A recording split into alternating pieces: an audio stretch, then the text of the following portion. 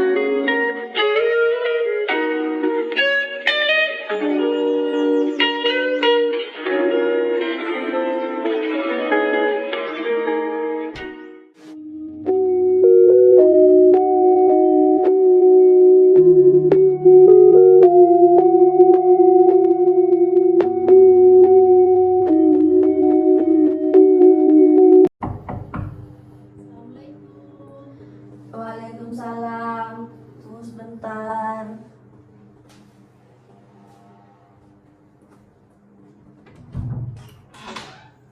Halo Bu, kita duduk. Ya, terima kasih.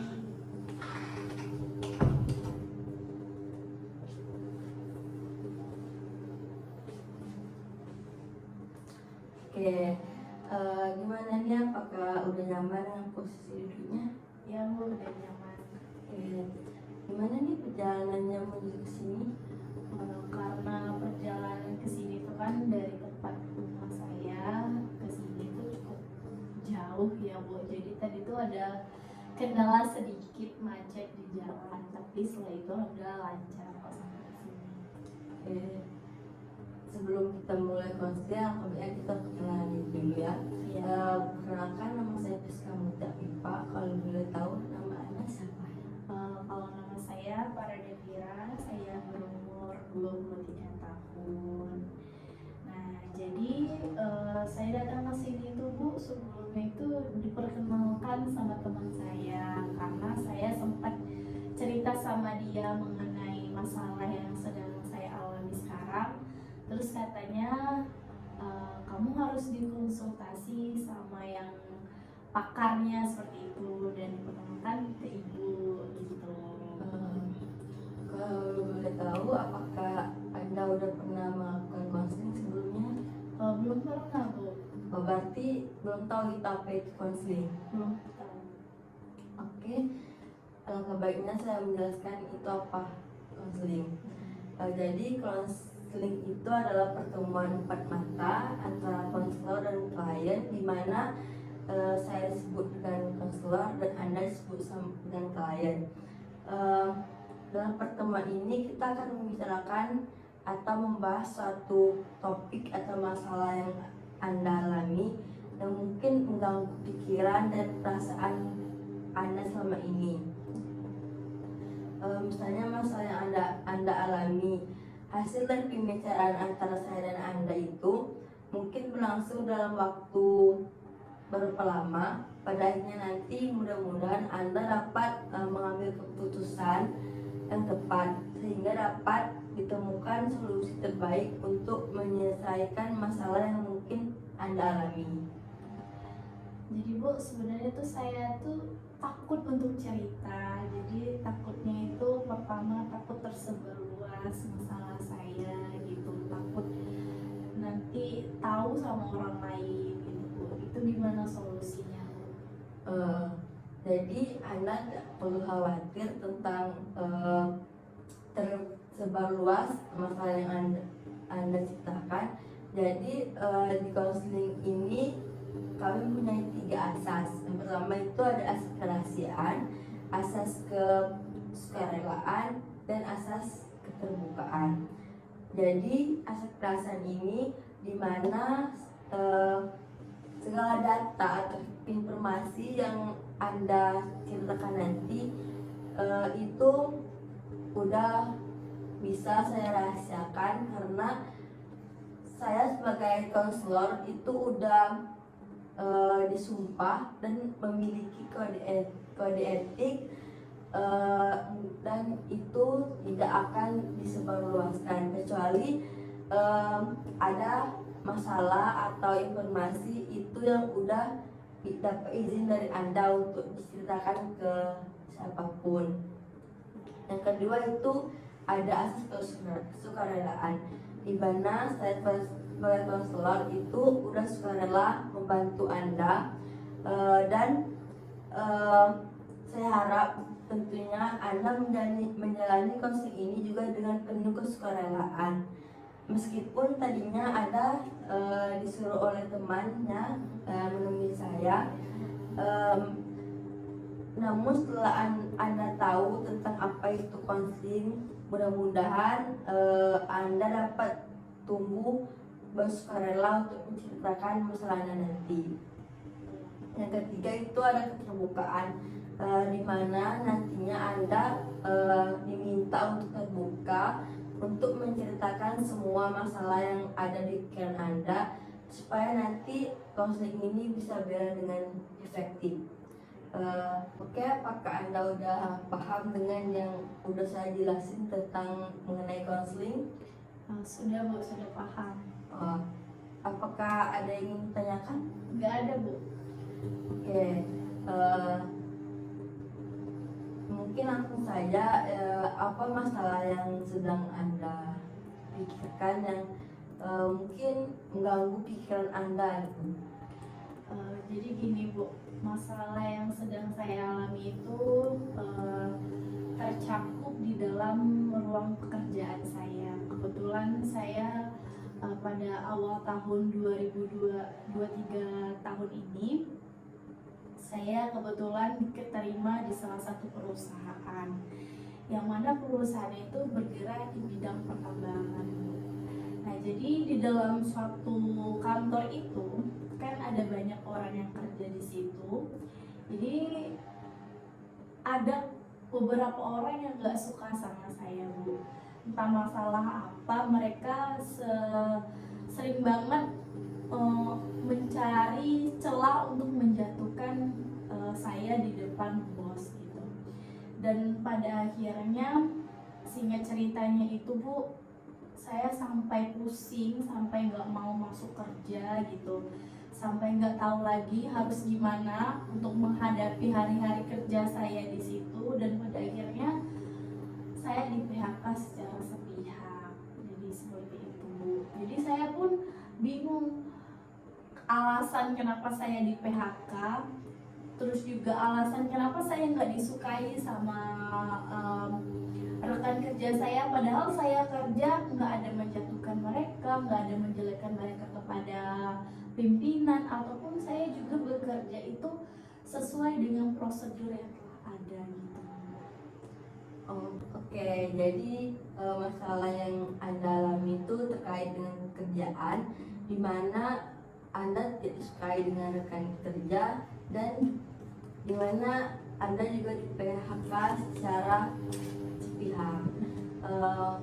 Kalau boleh saya bertanya, Anda masuk ke perusahaan tersebut itu melalui jalur orang dalam atau melalui jalur tes gitu?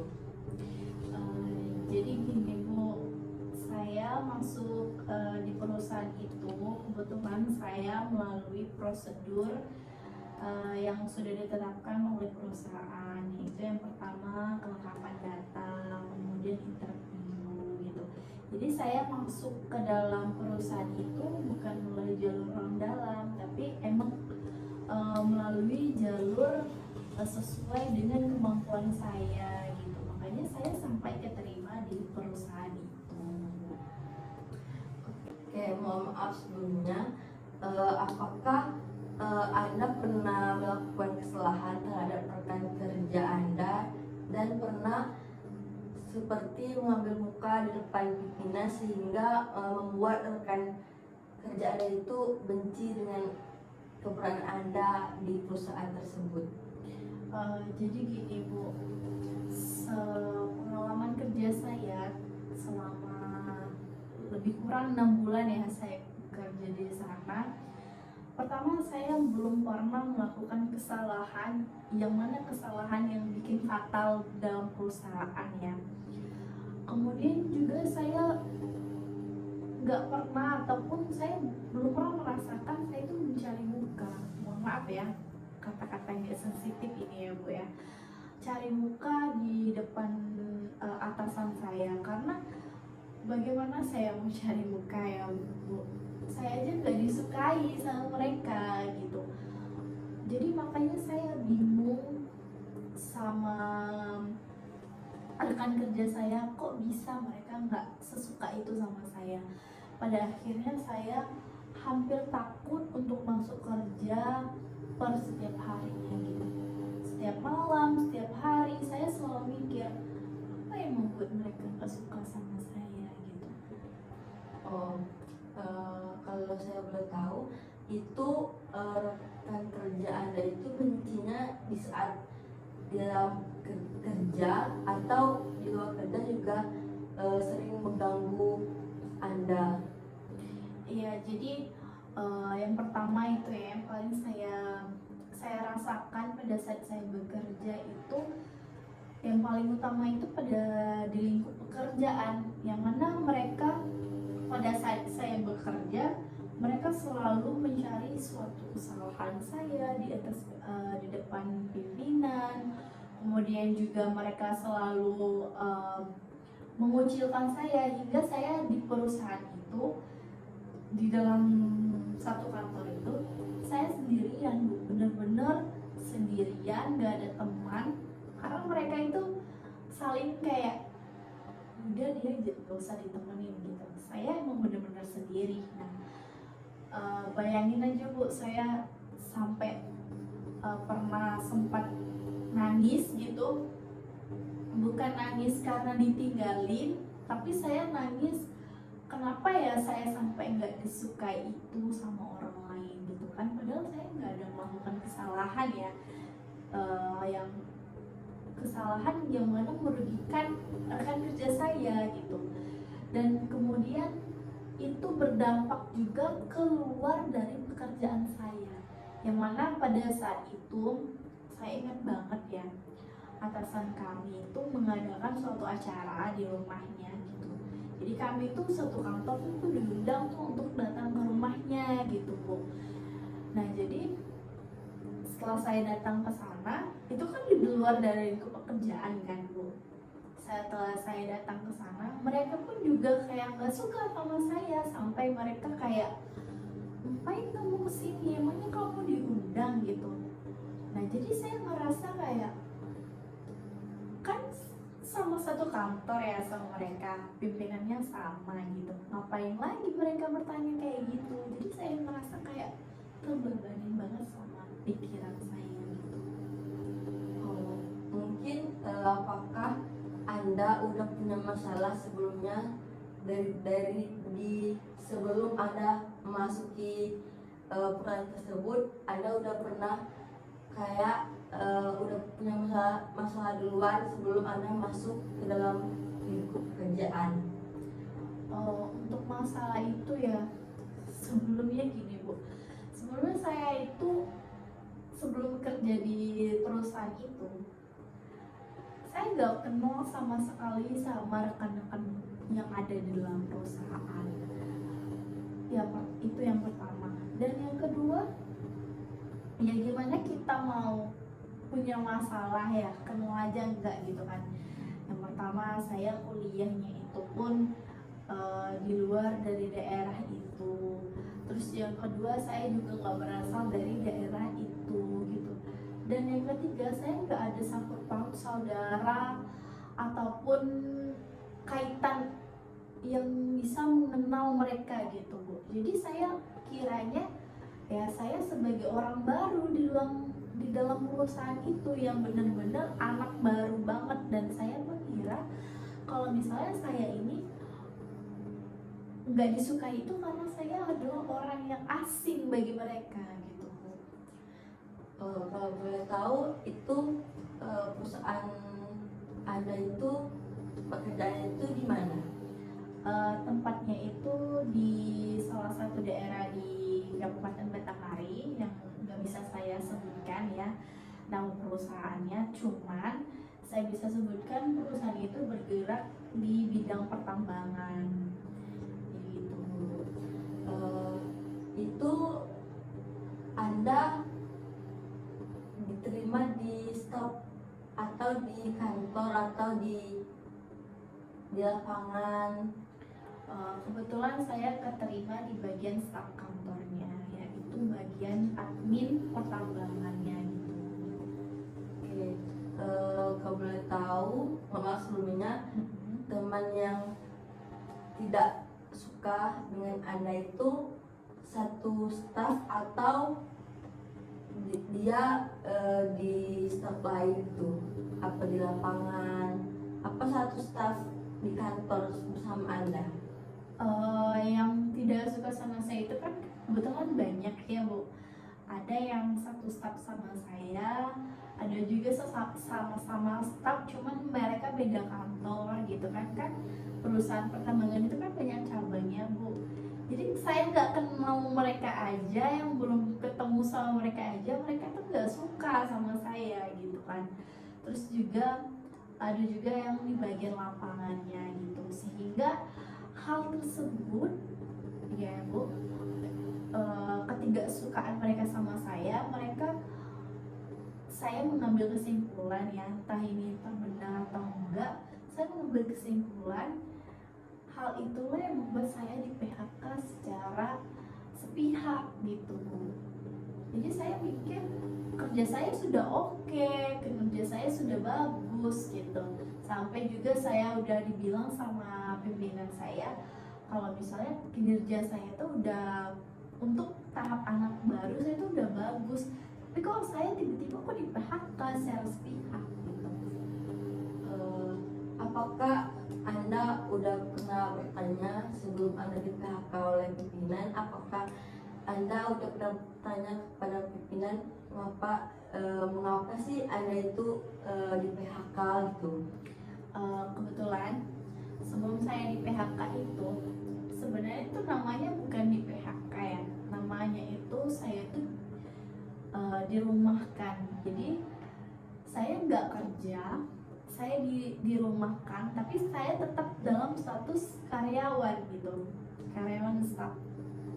Nah, entah kenapa pada 1 bulan setelah saya ditetapkan dirumahkan ya Bu, bukan WFH ya, ada kan work from home kan, itu bukan WFH, tapi saya bener-bener nggak kerja tapi dirumahkan, tapi status saya masih di perusahaan itu. Nah, tiba-tiba 1 bulan kemudian saya dikeluarkan surat, berupa surat itu, surat dikeluarkan dari perusahaan gitu.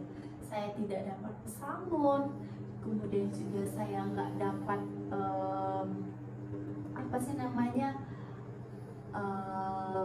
tunjangan-tunjangan yang lain yang ada di perusahaan itu. Nah, kemudian saya sempat menghubungi pimpinan.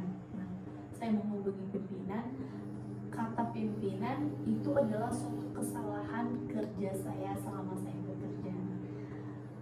Kan tadi sempat saya bilang kan Bu, kalau misalnya pimpinan sempat memuji saya kan, karena saya untuk ukuran anak baru itu kerjaan saya udah lumayan gitu kan.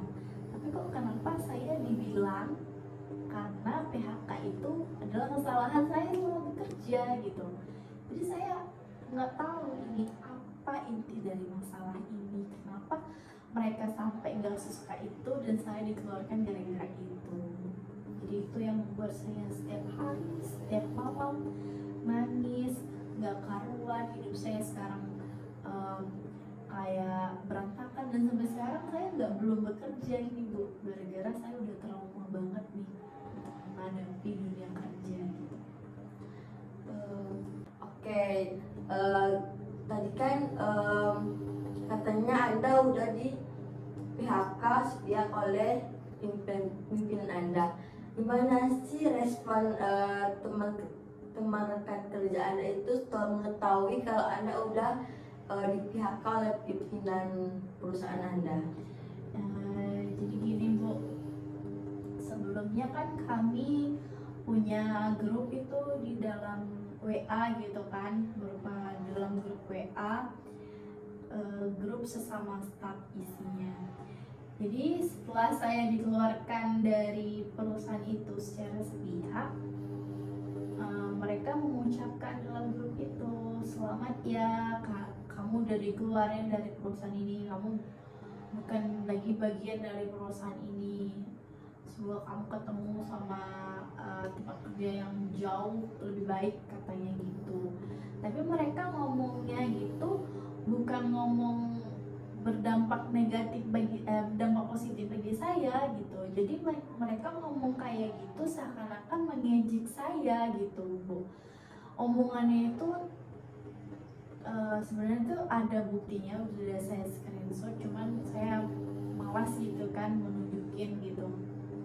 Jadi mereka itu ngomongnya seakan-akan kayak kamu tuh udah dikeluarin dari sini, kamu tuh bukan lagi dari bagian dari perusahaan ini gitu.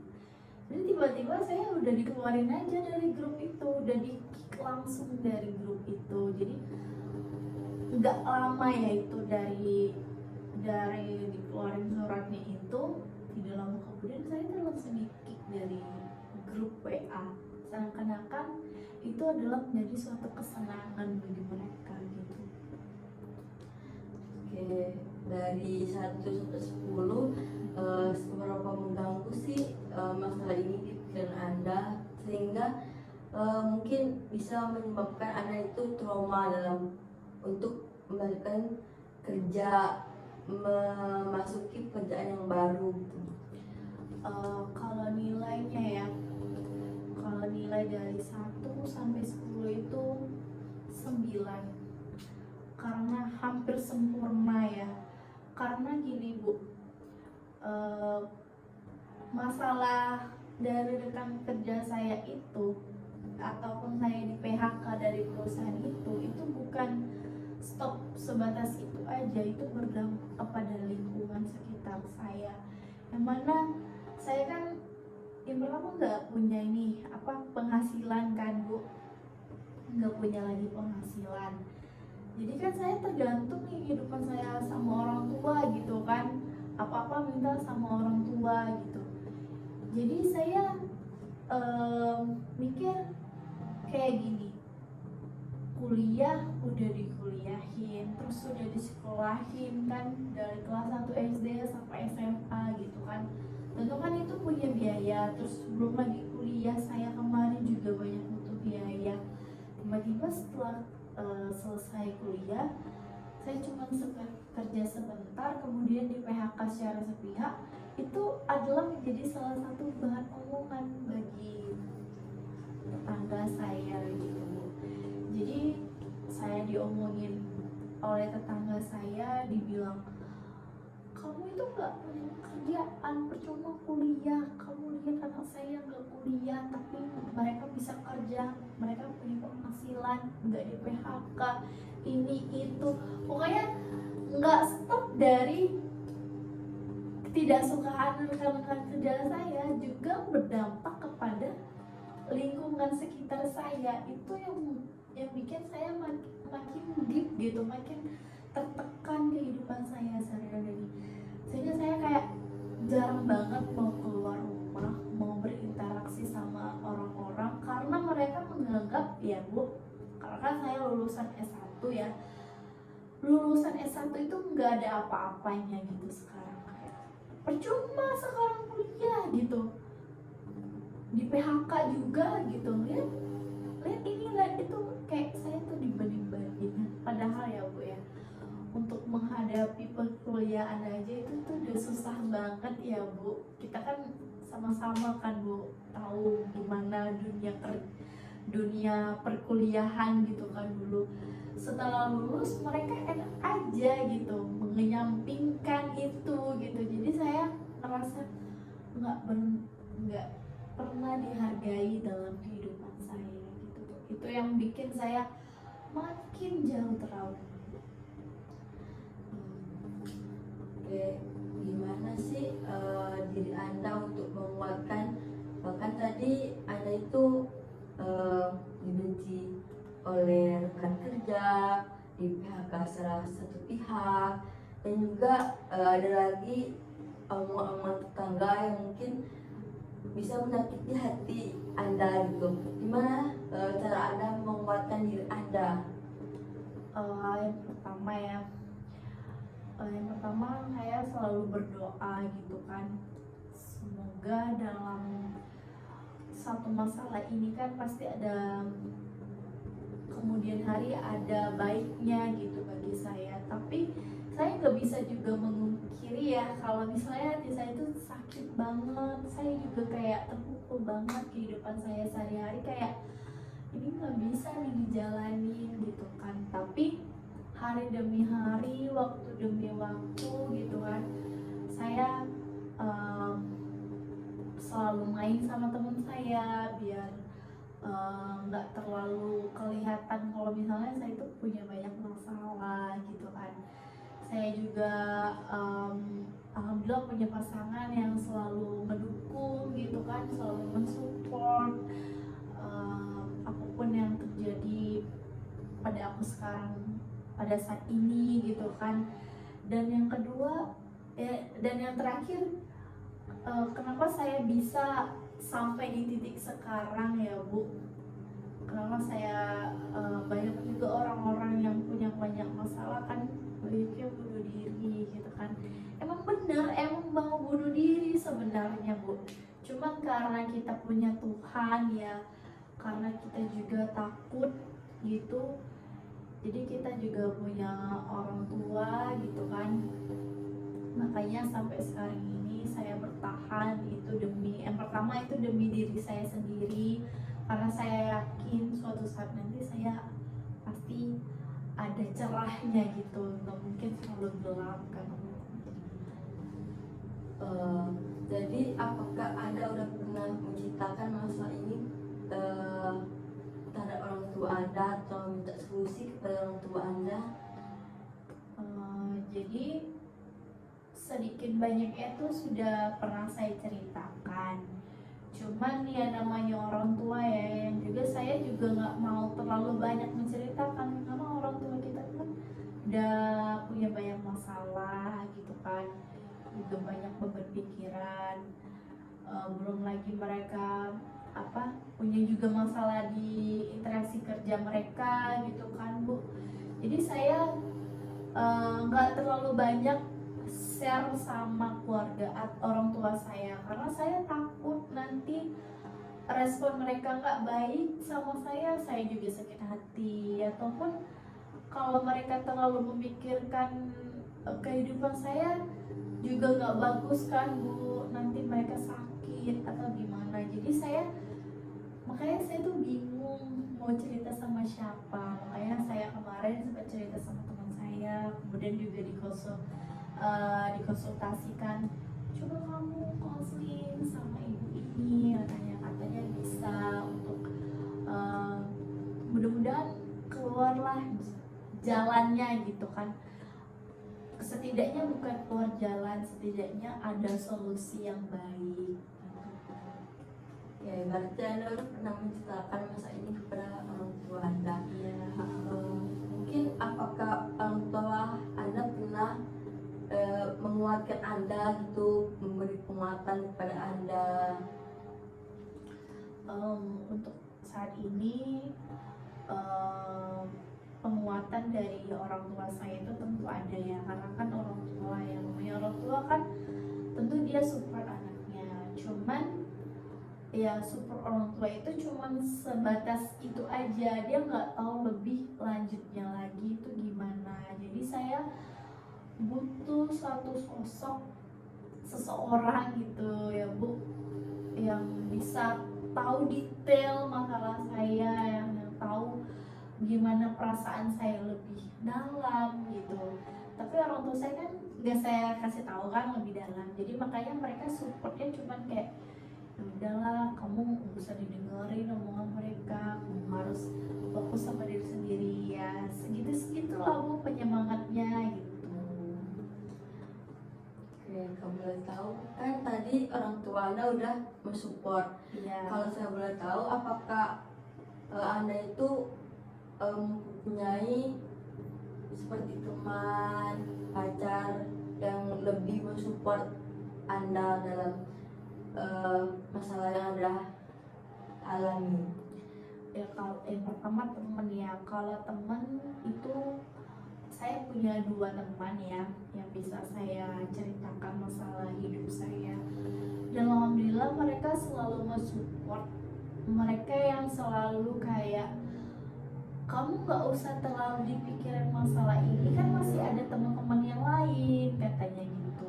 Jadi saya makanya kan tadi udah sempat saya juga ceritakan Bu, kalau misalnya saya menghadapi kehidupan saya sekarang ini tuh sering main sama teman saya, karena saya ngerasa kalau sama mereka itu merasa aman gitu kan. Terus juga yang kedua, saya juga punya pacar gitu kan yang juga mensupport, cuman itu tadi nggak 100% mensupport gitu Bu. Tadi kan Anda udah disupport dengan orang tua, keluarga, teman terdekat, dan pacar. Seberapa pengaruh support orang itu terhadap masalah Anda? Berpengaruhnya itu tidak terlalu berpengaruh pada diri saya ya Bu, karena kenapa saya sampai ketemu sama Ibu, karena saya merasa kurang support dari mereka, karena mereka juga punya kehidupan masing-masing ya, mereka juga punya masalah gitu kan. Jadi saya merasa kalau support dari mereka itu belum apa-apanya dibandingkan kehidupan yang saya jalani sekarang tuh terlalu sakit gitu Bu. Jadi saya merasa kayak kurang nih support dari mereka gitu. Saya kayak butuh banyak support gitu, tapi saya merasa nggak perlu banyak diceritakan gitu, tapi saya pengen di orang lain tuh ngerti apa yang saya alami gitu. Jadi gitu. Oke, tadi kan Anda udah banyak dapat support tuh dari keluarga, orang tua, teman, maupun pacar. Seberapa pengaruh sih support orang itu terhadap diri Anda? Kalau berpengaruhnya itu Bu, kalau dari diri saya itu kurang berpengaruh ya. Karena apa? Karena saya merasa mereka itu supportnya itu kan nggak terlalu dalam gitu kan. Saya itu butuh seseorang yang mau support saya itu jauh, ibaratnya gitu, kayak membimbing saya gitu. Kamu tuh jalan kamu tuh kayak gini, membimbing saya ke jalan yang lebih benar gitu. Karena apa ya, mereka itu kan mensupport saya itu kan ibaratnya secara umum lah ya Bu, karena mereka juga saya bisa mengerti, karena mereka kan juga banyak masalah gitu kan. Jadi kenapa saya sampai ketemu sama Ibu, karena saya merasa support dari orang-orang itu kayak nggak ada apa-apanya gitu dibandingkan sama masalah hidup saya yang terlalu parah banget gitu, mencakup ke hati saya gitu, ke pikiran gitu kan. Sampai saya, mohon maaf ya Ibu, ini saya ceritakan, sampai saya berat badan saya itu jauh drastis gitu kan, perubahannya itu drastis gitu. Jadi saya merasa kayak dari masalah yang pertama itu tadi sampai yang sekarang ini, itu tuh ngaruhnya itu luar biasa banget sama kehidupan saya gitu. Oke, kalau saya boleh tahu, tadi kan Anda udah di PHK oleh perusahaan. Apakah selama ada di PHK, apakah Anda pernah bertemu kembali dengan rekan kerja Anda yang tidak suka dengan pada diri Anda? Saya sempat pernah bertemu ya pada saat saya mengambil berkas-berkas yang ada di perusahaan itu dengan saya gitu kan. Pokoknya barang-barang yang ada di perusahaan itu punya saya. Dan juga saya sempat, karena saya di PHK kan, saya juga izin pamit kan sama mereka, karena saya berpikir ya walaupun mereka jahat, gak suka sama saya, tapi setidaknya saya ibaratnya gini Bu, saya datang secara baik-baik, saya pergi juga secara baik-baik. Jadi saya datang ke sana, izin, pamit gitu kan, untuk salam-salaman sama mereka. Jadi setelah datang ke sana itu ketemu sama mereka gitu kan, ya gitu responnya ya sangat tidak enak gitu. Oke, tadi kan Anda udah pernah bertemu kembali dengan rekan kerja Anda. Gimana nih respon teman kerja Anda itu saat bertemu dengan Anda di perusahaan tersebut, walaupun itu cuma mau mengambil berkas-berkas Anda yang tinggal di perusahaan? Ya, jadi gini Bu, kalau diceritakan itu sebenarnya saya cukup dalam banget ya. Jadi mereka itu saking tidak suka yang sama-sama saya. Pada saat saya datang ke sana, ada salah satu, saya ingat banget, salah satu dari mereka ngomong gini, ini ibaratnya saja ya Bu, ngapain lagi kamu kesini, katanya gitu ya. Terus ada lagi yang jawab, ada lagi yang ibaratnya yang ngomong ke sama saya gitu, padahal kan kamu udah di PHK, katanya gitu. Ya seakan-akan saya nggak boleh lagi datang ke sana. Ya walaupun kan emang saya memang udah benar di PHK kan, tapi kan saya berhak untuk izin, untuk pamit dari sana. Terus juga saya mau ngambil berkas yang punya saya tinggal di sana gitu. Jadi seakan-akan mereka kayak untuk datang, sekedar datang sebentar saja mereka nggak suka gitu. Kayak ada lagi yang bilang kayak gini Bu, tuh dasar anak gak tahu diri, katanya udah di PHK tapi masih aja datang sini, tebal banget tuh mukanya, gak tahu malu, katanya gitu, gak tahu diri banget ya. Ya seakan-akan saya kayak apakah saya ini seorang benalu gitu yang bikin numpang gitu terus juga nyakitin gitu kan. Saya datang ke sana kan bukan apa-apa ya Bu ya. Jadi itu respon mereka. Oke, kan respon orang itu terhadap Anda itu sangat buruk itu. Iya. Gimana respon Anda terhadap melihat tingkah laku mereka yang sangat merendahkan diri Anda pas Anda datang ke perusahaan? Ya karena saya kan udah terlalu sakit ya gara-gara mereka Bu. Jadi respon saya cuman kayak, ya saya jawab kalau mereka ngapain kamu kesini, ya saya ngambil berkas, saya bilang gitu. Dan juga saya mau izin pamit, katanya Dan juga mereka bilang, ngapain kamu izin pamit, kan kamu udah nggak diperlukan lagi di sini, katanya gitu kan. Jadi saya cuma jawab gini, ya kalau nggak mau izin pamit kan saya cuma ngambil berkas, kan saya nggak lama bu ketemu mereka, cuma beberapa menit gitu, tapi beberapa menit itu sangat mengganggu kehidupan mereka kayaknya gitu bu. Jadi saya cuma responnya cuma sedikit. Saya orangnya malas banget untuk berantem sama orang lain, jadi saya jawab sebentar aja terus saya langsung aja pulang dari situ. Apakah Anda kan Anda pamit ke perusahaan itu, kan tadi katanya saya diterima itu secara baik dan saya pergi juga secara baik. Iya.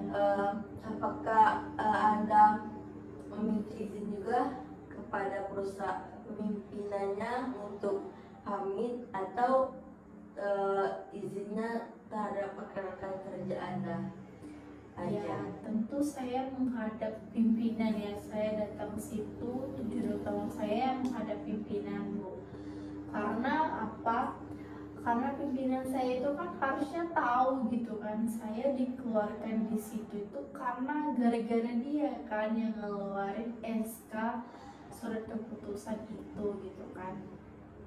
Nah jadi saya dikeluarin itu saya harus menghadapi dia, dan juga saya sebenarnya ingin bertanya sama pimpinan gitu kan, kenapa sih saya sampai dikeluarin, dan walaupun saya disuruh lagi bekerja di situ, sebenarnya saya nggak mau lagi karena ya respon teman kerja saya kan udah nggak bagus tuh kan bu. Jadi setidaknya saya ingin kasih efek jerah lah sebenarnya sama pimpinan. Cuma saya mikir lagi, ya udahlah nggak apa-apa lah, ikhlasin aja gitu kan. Segala sesuatu yang ditakdirkan sekarang itu kan pasti kan ada solusinya nanti kan bu. Tapi saya di sisi lain tuh kayak nggak bisa gitu bu, dan saya ngomong sama pimpinan kayak gini, terima kasih Pak udah sempat bekerja di sini, udah bermain di sini gitu kan. Terima kasih atas segalanya gitu. Saya udah sempat pamit seperti itu sama pimpinan. Nah kemudian pas saya keluar dari ruangan pimpinan, para rekan-rekan kerja yang gak suka tadi tuh ngomong gini, pasti kamu capek ya katanya gitu. Jadi seakan-akan kayak emang bener-bener saya ini dianggap sebagai benalu gitu, penumpang di situ, sebagai parasit gitu di situ. Oke, berarti Anda belum pernah menceritakan tentang rekan kerjaan itu pada pimpinan, bahwa kalau Anda itu sangat dibenci dengan rekan kerja Anda. Belum sempat, karena mau gimana saya menceritakan, ya kalau orang nggak suka itu tetap aja nggak suka kan bu. Jadi mau saya ceritakan gimana pun, ya saya bukan lagi dari bagian dari mereka gitu. Jadi nggak ada, yang pertama nggak ada kesempatan untuk cerita itu, dan yang kedua saya juga nggak ada hak lagi untuk berspeak up kayak gitu kayaknya bu. Respon pimpinan Anda ketika Anda pamit itu gimana? Baik atau biasa-biasa aja gitu? Kalau respon pimpinannya kayaknya biasa-biasa aja sih bu, karena kan dia juga sibuk ya orangnya. Jadi kayak ya semoga ketemu di tempat kerja yang baru, itu aja, sesimpel itu sih pimpinan kami waktu itu. Kan kalau PHK itu kan dirumahkan, itu bukan dirumahkan itu di lain waktu itu bisa ditarik lagi nggak sih di perusahaan itu, bisa diambil angkat lagi untuk menjadi staf di situ? Ya kalau statusnya masih dirumahkan masih bisa. Tapi kan ini saya udah dikeluarkan suatu surat keputusan dan juga surat paklaring. Nah, dalam suatu perusahaan itu dia berhak mengeluarkan surat keputusan atas pengeluaran saya dalam perusahaan itu dan juga paklaring. Paklaring itu seperti berupa kayak surat pengalaman kerja. Jadi artinya saya udah benar-benar dikeluarkan dari itu, Bu. Oke, berarti itu emang udah benar-benar dikeluarkan. Iya, benar-benar dikeluarkan karena udah keluar paklaringnya itu surat pengalaman kerja gitu di perusahaan itu. Jadi benar-benar nggak dianggap lagi sebagai karyawan. Tapi masalahnya, Bu, uang pesangon saya nggak dikeluarkan. Itu yang menjadi salah satu beban juga bagi saya. Apakah Anda pernah ngomong ke Minan untuk tentang uang tersebut? Itu tadi, Bu, saya belum ada kesempatan waktu untuk membicarakan hal itu. Jadi saya makin hari makin tertekan, makin hari makin memikirkan gitu. Nggak diomongin salah. Jadi saya seakan-akan sekarang maju salah, mundur salah gitu. Sebelumnya, apakah Anda pernah menanyakan kepada rekan kerja Anda mengapa sangat membenci diri Anda dan sangat merasa tersaingi dengan adanya Anda dalam perusahaan tersebut? Gini, Bu, jadi saya sempat nanya ya dari salah satu rekan kerja saya. Dia itu lebih tua daripada saya, jadi saya manggilnya itu Mbak gitu kan. Jadi saya tanya gini, Mbak, kenapa ya Kak nggak pernah aku dianggap gitu kan dalam kantor ini, nggak pernah diajak makan bareng, terus juga selalu juga sama aku gitu kan. Terus juga kayak kenapa ya Mbak aku selalu salah di mata kalian gitu kan. Tapi jawaban Mbak itu kayak gini, enggak, kamu aja yang ngerasa kayak gitu, kami kan nggak ada apa-apa gitu, kamu aja yang ngerasa dikucilkan bla bla bla pokoknya gitu. Jadi jangankan mau minta maaf ya, merasa bersalah aja enggak mereka. Jadi itu yang membuat saya makin sakit hati gitu. Itu sih, Bu. Berarti Anda udah pernah menanyakan tentang hal tersebut kepada mereka? Iya, pernah. Oke, berarti dari yang Anda ceritakan dari awal hingga akhir itu Anda sangat dibenci oleh rekan kerja Anda dan di PHK secara sebelah pihak, dan dengan Anda di PHK mungkin itu membuat lingkungan rumah Anda itu membanding Anda dengan anak-anak orang tersebut, dan mungkin Anda kurang support. Bukan berarti Anda udah disupport dengan orang terdekat, mungkin support orang itu tidak berpengaruh di diri Anda. Oke, selanjutnya Anda boleh menghadap ke sebelah kanan Anda. Cari posisi nyaman. Oke, tarik nafas, hembuskan, tarik nafas lagi, hembuskan secara perlahan. Oke, tenangkan diri Anda. Oke, Anda boleh ikuti instruksi dari saya. Bayangkan di hadapan Anda ada teman kerja Anda yang mengganggu pikiran Anda. Silakan ungkapkan apa yang Anda ingin bicarakan kepada rekan Anda tersebut.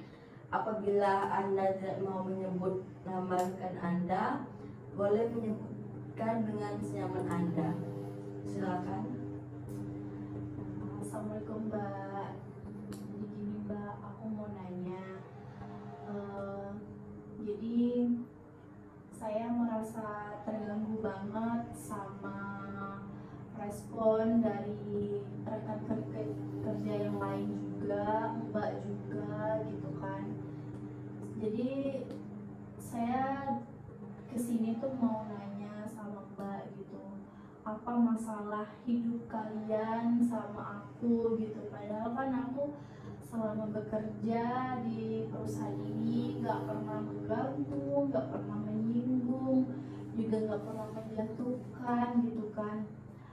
Apalagi saya selama bekerja di sini itu kan anak baru, dan juga Mbak, saya kan nggak pernah kenal itu sebelumnya sama Mbak, sama yang lain juga gitu kan. Jadi apa masalahnya gitu sampai nggak sesuka itu sama aku gitu Mbak. Jadi apakah saya ini, kedatangan saya ke sini itu bikin kalian merasa tersingkirkan ataupun dikucilkan oleh atasan? Saya juga nggak tahu Mbak. Dan pada akhirnya juga saya dikeluarkan dari perusahaan ini, di PHK. Kalian juga responnya kayak senang banget gitu setelah saya di PHK gitu. Seakan-akan saya ini lah sebagai benalu di perusahaan ini gitu Mbak. Padahal kan aku nggak pernah kenal sama kalian sebelumnya, juga nggak pernah tinggal di daerah ini sebelumnya. Jadi aku kan benar-benar pendatang di sini Mbak. Jadi seakan-akan saya ini orang yang paling dibenci sama kalian Mbak gitu. Dan kemudian Mbak, apa alasan utama yang membuat kalian itu nggak suka sama aku? Padahal kan aku nggak ada itu mengambil hak kalian gitu kan. Ataupun saya mengambil hak kalian secara Mbak saya sadari pun saya minta maaf gitu. Tapi yang saya ingat, saya nggak ada sama sekali menyinggung, mengambil ataupun apapun itu yang merugikan kalian gitu Mbak. Jadi apa masalahnya yang bisa sampai sebegitunya kalian gak suka sama aku? Nah, jadi saya mau juga sampaikan juga sama rekan-rekan kerja yang lain, kalau misalnya emang ada kesalahan aku mau maaf gitu kan. Tapi saya ingat, aku pada saat saya datang di sini pertama kali saya kerja di sini, saya nggak pernah sama sekali membuat sesuatu kesalahan sama kalian. Pada saat saya datang ke sini, saya nampak muka saya di sini, kalian itu mulai nggak suka sama saya.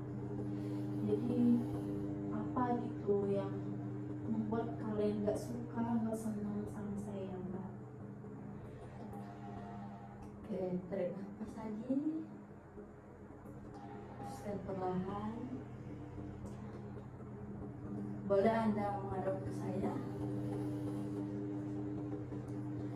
Oke, tadi Anda udah berbicara dengan mungkin Mbak membayangkan kalau di hadapan Anda ada rekan kerja Anda. Gimana nih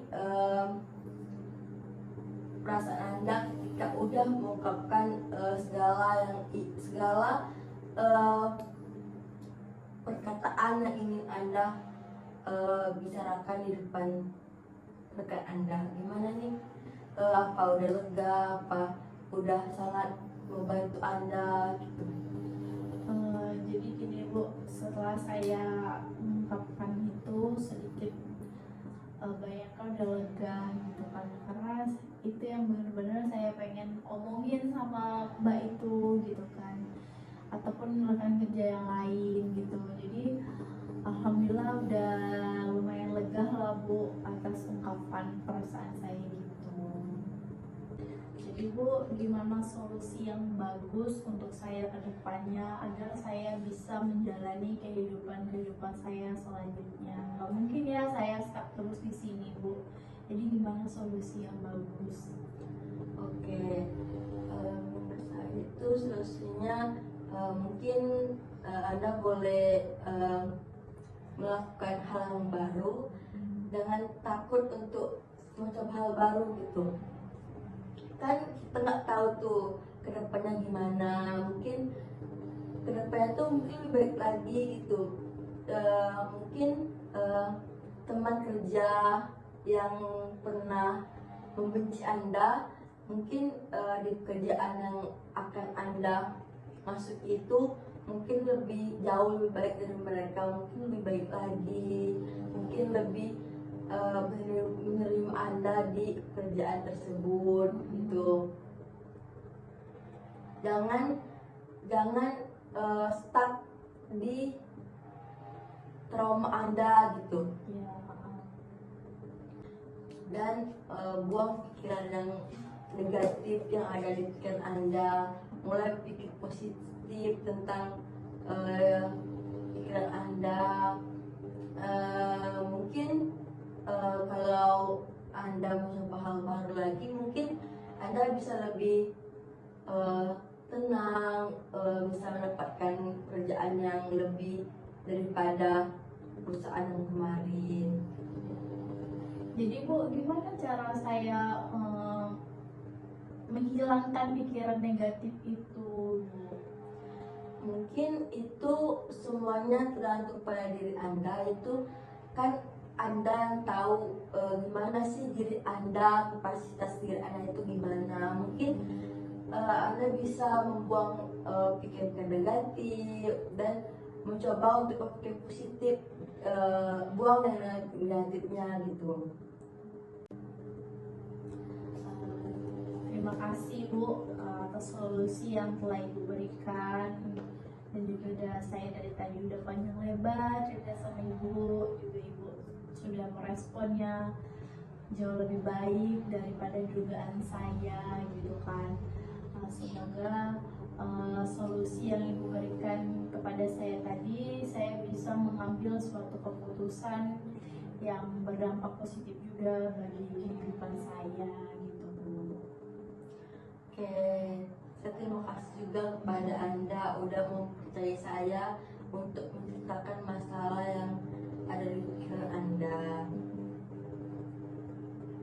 Dan mungkin ini closing pertama Anda gitu kan, udah mempercayai saya sebagai closing pertama Anda. Iya. Apabila nantinya Anda mempunyai masalah lagi, Anda boleh menghubungi saya kembali. Iya, ya Bu, baik. Dan datang ke sini lagi ya. Iya Bu, siap. Oke, terima kasih. Iya Bu, sama-sama. Saya juga terima kasih Bu sudah membantu saya. Ya, sama-sama. Ya. Saya izin pulang dulu ya Bu. Oke Bu, terima kasih banyak. Mari. Iya Bu. Hati-hati jalan ya Bu. Iya Bu, pulang dulu. Terima kasih. Assalamualaikum.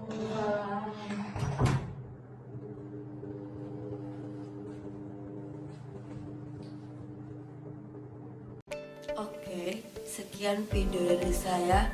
Bila ada kesalahan kata, saya mohon maaf. Saya akhiri. Wassalamualaikum warahmatullahi wabarakatuh.